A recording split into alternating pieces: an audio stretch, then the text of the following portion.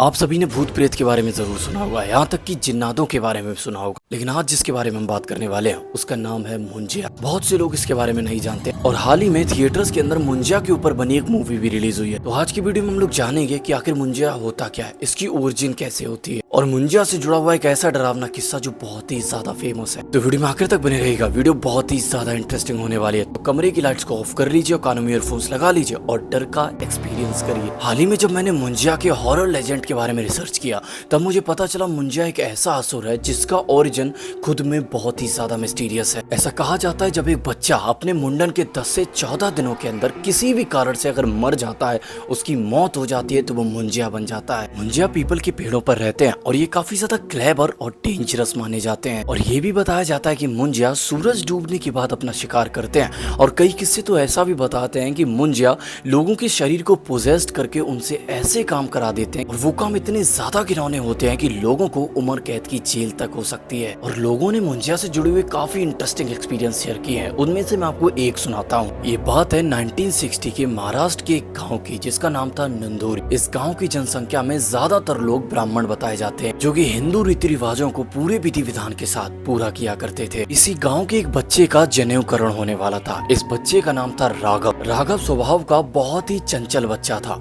उसका पूरा दिन अपने दोस्तों के साथ खेलने कूदने में निकल जाया करता था। लेकिन इतना चंचल होने के बाद भी राघव अपने माँ बाप की एक चीज बिल्कुल नहीं भूलता था कि रात होने के बाद उन्हें गांव के पीछे के बगीचे में बिल्कुल नहीं जाना है, क्योंकि इस बाग में बड़े बड़े से अजीब से दिखने वाले पेड़ थे और गांव वालों ने ऐसा बताया कि वो जो पेड़ थे वो अचानक से उगाए थे और रात में उन पेड़ों से बहुत ही अजीब अजीब सी आवाजें आती थी। वहाँ के लोकल्स ऐसा बताते हैं कि इस बाग को एक साधु ने बनाया था और जो बुरी आत्माएं थी उन्हें पकड़ पकड़ कर इन्हीं पीपल के पेड़ों से बांध दिया था। और इस वन के बारे में जो ये बातें थी ये गांव के बच्चे बच्चे को पता थी और राघव को भी पता थी। लेकिन राघव के अंदर जिज्ञासा जागी कि वो जाकर इस वन में देखना चाहता था कि क्या सच में जो इसके बारे में बातें कही जाती हैं वो सच्ची हैं या झूठी। और बस अपनी इसी इच्छा को पूर्ण करने के लिए राघव ने अपने जनेऊ से एक दिन पहले का समय इस जंगल में जाने के लिए निर्धारित किया। और फिर क्या था, उसी रात राघव उस वन की तरफ बढ़ता चला गया। सिर्फ वैसे उन पेड़ों से कुछ अजीब सी आवाजें आ रही थी जो कि ऐसा लग रहा था राघव को अपनी तरफ बुला रही हैं। जैसे जैसे राघव उनकी तरफ बढ़ता चला जा रहा था वो आवाजें तेज होती जा रही थी और राघव पूरी तरीके से उस बगीचे के अंदर आ चुका था और वो जो आवाजें थी वो इतनी तेज हो चुकी थी कि राघव की हिम्मत भी जवाब दे गई थी। राघव को डर लगना शुरू हो गया था। आवाजों को सुनने के बाद राघव को बहुत ही ज्यादा डर लगने लगा और उसने डिसाइड किया कि वो अपने घर लौट जाएगा।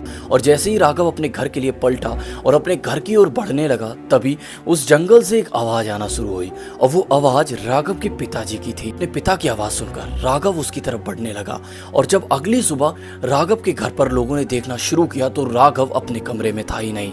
राघव का जो मुंजिया कलर था, मीन्स जो जनेऊ कलर था, उसकी विधि शुरू हो रही थी। तो जैसे जैसे समय बीतता गया राघव के घर वालों ने राघव को ढूंढने का सिलसिला बहुत ही तेजी से शुरू किया, लेकिन राघव का कुछ भी अता पता नहीं चल रहा था। लेकिन उस वन के सबसे नजदीक जो घर बने हुए थे उन घरों से चीखने चिल्लाने की आवाजें आना शुरू हुई। दोस्तों मुझे लिटरली गूज़बम्प्स आ रहे हैं क्योंकि ये एक्चुअल में रियल स्टोरी है। जब वो चीखने चिल्लाने की आवाजें राघव के घर वालों तक पहुंची, राघव के घर वालों को बुलाया गया। तो जैसे ही राघव के घर वाले उस वन तक पहुंचे तो उन्हें वहां जाकर उस पीपल के पेड़ पर एक लाश टंगी मिली और वो लाश राघव की ही थी।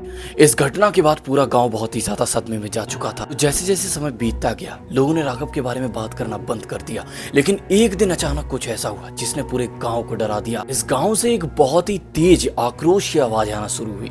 तो जब गांव वालों ने इस आवाज पर गौर किया तब पता चला वो राघव की आवाज थी। तो कई समय बीतने के बाद भी ऐसी कोई भी हमें घटना देखने को नहीं मिली जो कि राघव की वजह से हुई हो, मीन्स मुंजिया की वजह से। लेकिन ये शांति आने वाली घटना का संकेत था।